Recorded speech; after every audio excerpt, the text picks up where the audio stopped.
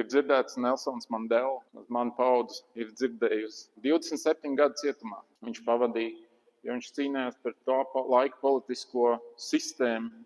Viņš rīkoja dažādas gan miermīlīgas demonstrācijas, gan varbūt arī nedaudz asākas, un par ko viņa esošā vara ielika cietumā.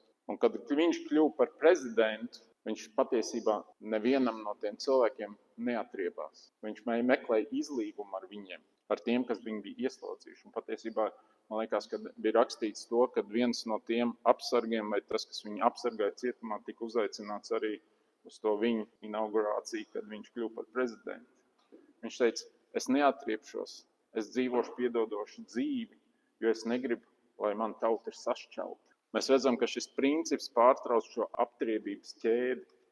Un tas ir tas, uz ko mēs esam aicināti tādās arī situācijās. Kad ja kāds mums ir darījis pāri, mēs vienkārši apstādinam to. Mēs piedodam un apstādinam to.